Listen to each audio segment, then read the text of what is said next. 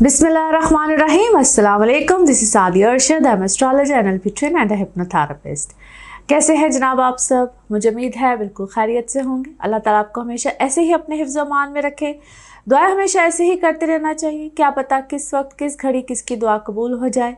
मेरा ईमान ऐसा ही है। मैं उम्मीद करती हूँ आप सबका ईमान भी ऐसा ही होगा। आज जनाब हम एक स्पेशल टॉपिक पे फिर से बात करेंगे। जैसे कि आपको पता है वक्तन फ़वक्तन मैं आपके साथ किसी न किसी ख़ास टॉपिक पे बात करती रहती हूँ। ये ऐसे टॉपिक्स होते हैं जो कि मेरे आपके हम सब की ज़िंदगी में कहीं ना कहीं एक अहम रोल भी अदा करते हैं और आप सबकी हम सब की ज़िंदगी में कहीं ना कहीं हम इन मराहिल से गुज़रते रहते हैं। हम अपनी ज़िंदगी में इन सब चीज़ों को फील करते हैं, महसूस करते हैं, अपनों के साथ, गैरों के साथ, काम में, कहीं ना कहीं जब हम लोगों से इंटरेक्ट कर रहे होते हैं तो हम ये बातें महसूस करते हैं। जैसे कि जब हम किसी के साथ कोई भी मामला किसी भी मामले में होते हैं या कोई बात कर रहे होते हैं तो कुछ लोग अपने आप को इंतहाई ओवर स्मार्ट समझ रहे होते हैं। हम उनके साथ इंतहाई इखलाक में होते हैं, अच्छे तरीके से बात कर रहे होते हैं, उनको इज़्ज़त दे रहे होते हैं।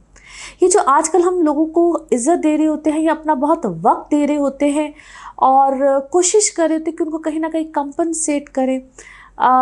कुछ लोग इस चीज़ को समझते हैं कि पता नहीं ऐसा हमें क्या है कि ये शख्स हमारे पीछे आ रहा है, हमें अहमियत दे रहा है।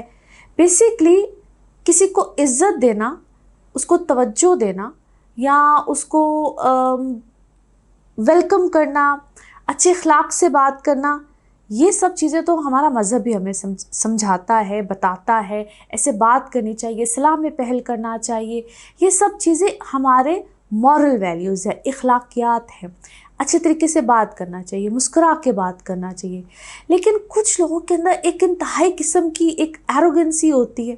वो इन चीज़ों को एक नेगेटिव वे में ले लेते हैं और समझते हैं कि पता नहीं ये शायद हमारा हक है कि अगला हमसे इस तरीके से बस बात करे और हर दफ़ा करे।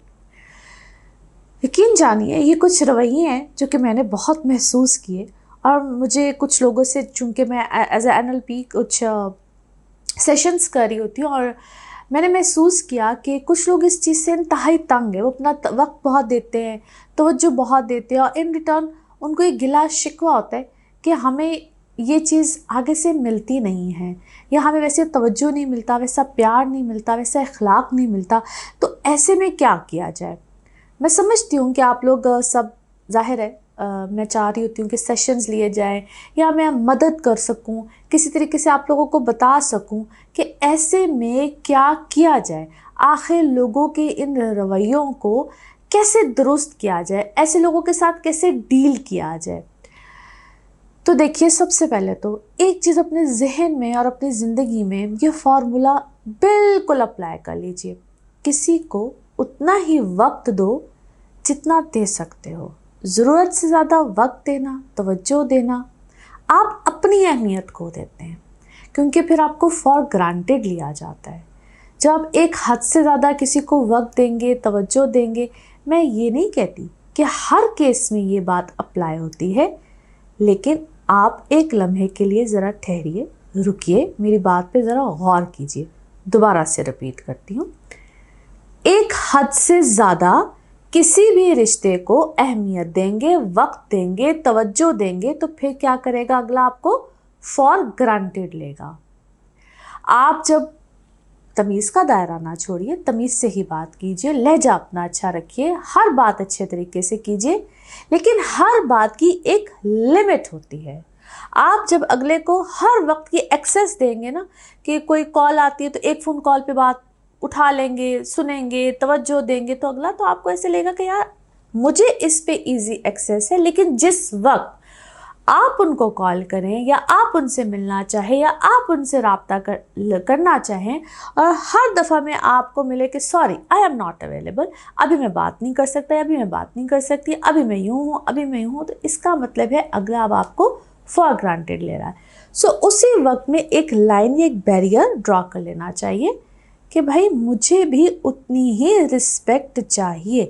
अब ये फॉर्मूला कहाँ लागू होता है? आपके काम पे भी लागू होता है, आपके रिलेशंस में, चाहे आप हस्बैंड एंड वाइफ है, चाहे आप किसी भी मोहब्बत वाले रिलेशनशिप में हैं। ये आजकल जो रिलेशनशिप्स चल रहे हैं ना, जहाँ पे आपको मोहब्बत हो जाती है बड़ी जल्दी, जहाँ आप अगले के लिए हर वक्त अवेलेबल होते हैं।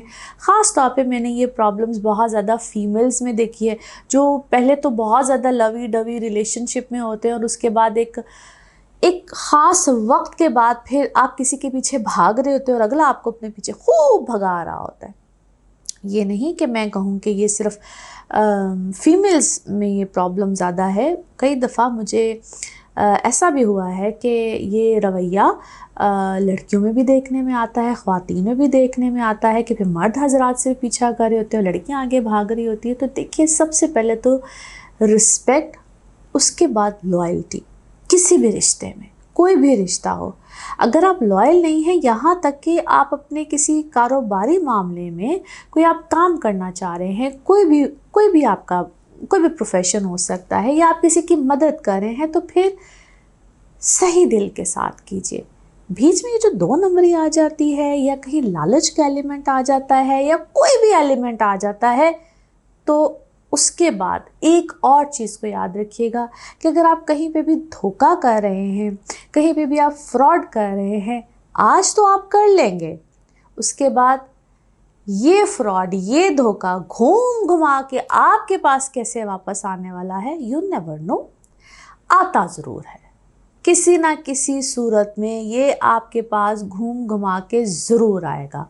वो किस सूरत में आएगा, वो किस वक्त में आएगा, वो किसके ज़रिए आएगा, अल्लाह रहम करे। ये बात भी जहन में रखा करें कि आपके भी आगे से बच्चे हैं, औलाद है, होनी है, अभी नहीं होनी है, आगे शादी होगी, उसके बाद कोई ना कोई मराहिल है, बहन भाई हैं, वालिदैन हैं, आपके भी तो रिश्ते हैं ना ज़िंदगी में। तो किसी ना किसी सूरत में इंसान उसको देख लेता है, सफ़र करता है। किसी को तकलीफ़ होगी, आपके अपने किसी प्यारे को तकलीफ़ होगी, तो आप भी तो उस चीज़ में कहीं ना कहीं सफ़र करेंगे। अगर आपका ज़मीर ज़िंदा है, अगर ज़मीर मुर्दा है, तो फिर तो आपको किसी बात से फ़र्क ही नहीं पड़ता। लेकिन आपकी अपनी ज़ात आखिर तो ज़िंदगी में किसी ना किसी तरीके से इफ़ेक्ट करती है। हो सकता है वो धोखा आपको किसी ना किसी सूरत में किसी के थ्रू मिल जाए। अगर आपको इमोशंस में नहीं मिलेगा तो फाइनेंशियली मिल जाएगा, पैसे की सूरत में, जिसको शायद आप जिस भी चीज़ से मोहब्बत करते हैं, किसी इंसान से करते हैं, पैसे से करते हैं, किसी भी चीज़ से करते हैं, आपको वो धोखा, वो फ्रॉड किसी ना किसी सूरत में मिलता ज़रूर है। तो किसी को भी धोखा देने से पहले एक दफ़ा ये चीज़ ज़रूर सोच लें। फिर से कहने लगी हूँ कि जो लोग इस चीज़ को नहीं समझते हैं कि हमें अपनी वैल्यूज़, अपनी मॉरल वैल्यूज़ को कहीं ना कहीं समझना है, अहमियत देनी है, तो वो एक लम्हे के लिए ये चीज़ को थोड़ा सा कंसिडर ज़रूर कर लिया करें कि यार किसी को इस हद तक हम जिज ना करें, इस हद तक हम तंग ना करें कि अगला हमारे पीछे दौड़ता चला। अगर आपको किसी के साथ रिश्ता नहीं रखना, अगर आपको किसी की मदद नहीं करनी है, अगर आपको किसी के साथ कोई राब्ता ताल्लुक़ कुछ भी नहीं रखना है, तो प्यार के साथ, तरीके के साथ एक्सक्यूज़ कर लीजिए।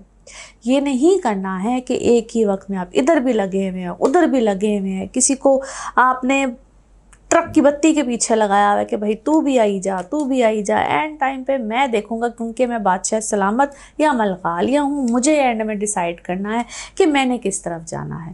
तो देखिए, इन चीज़ों से परहेज़ कीजिए।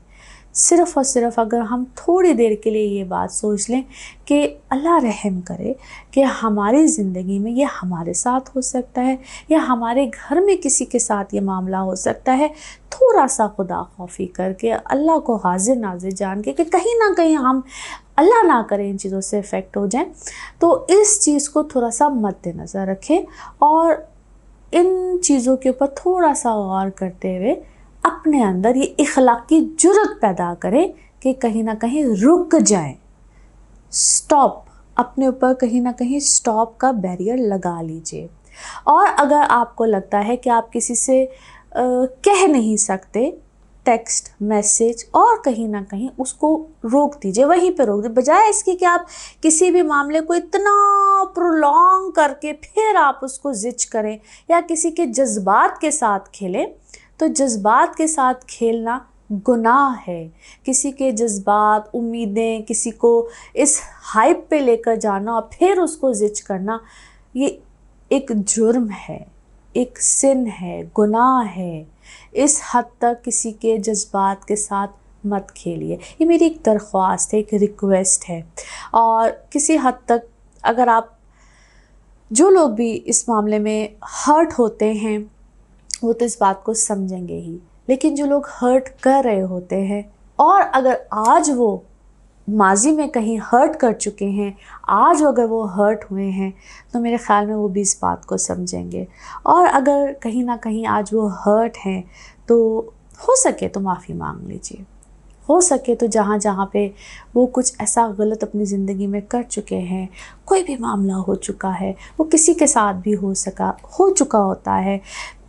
इंसान ही है ना, हम लोग कौन से फरिश्ते हैं, गलती हो जाती है। कहीं ना कहीं हम जज्बात में आके, ऐसी उम्र में आके कोई गलती, कोई गलत फ़ैसले, कोई गलत हरकत कर जाते हैं। It's all right. तो उस पर सिर्फ़ और सिर्फ माफ़ी मांग लेने से कोई बड़ा छोटा नहीं हो जाता है। माफ़ी मांग लिया करें। माफ़ करने वाला अल्लाह ताला तो खैर बहुत जल्दी माफ़ करता है, हम इंसान ही इंसान को माफ़ नहीं कर पाते हैं। तो माफ़ी मांग लेनी चाहिए। माफ़ी मांगने से आप बड़े हो जाते हैं, आप छोटे नहीं होते हैं।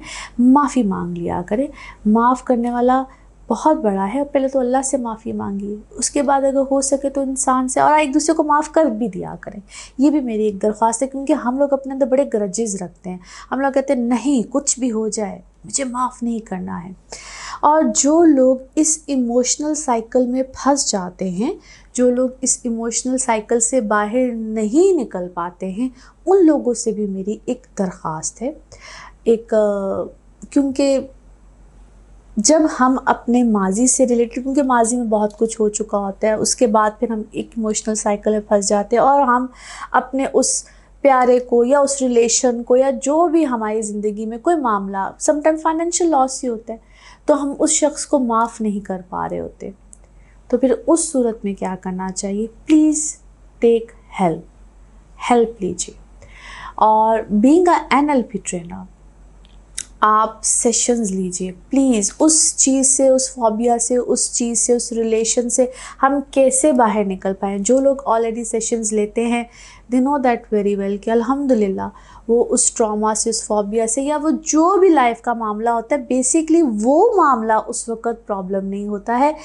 बहुत से फैक्टर्स होते हैं, बहुत से ऐसे मामलात होते हैं जिसकी वजह से आज आप उस चीज़ में फंसे हुए होते हैं। तो कहीं ना कहीं आपको हेल्प मिलती है। वो सेशंस होते हैं, वो किस तरह से होते हैं, वो एक लंबी डिटेल है। आप जब सेशन लेंगे, आप एक सेशन लेंगे, आपको समझ आ जाएगी। तो ज़रूर इस चीज़ में आप हेल्प लीजिए। ये मेरे बात करने का मकसद ये था, बताने का मकसद ये था कि इन जनरल जिस वक्त आपको लगे कि हाँ कोई ऐसा मेजर इशू है और हम उस चीज़ से बाहर, अगर आप ख़ुद अपनी हेल्प यूँ ले सकते, इस बात से ले सकते हैं, तो थैंक यू सो मच।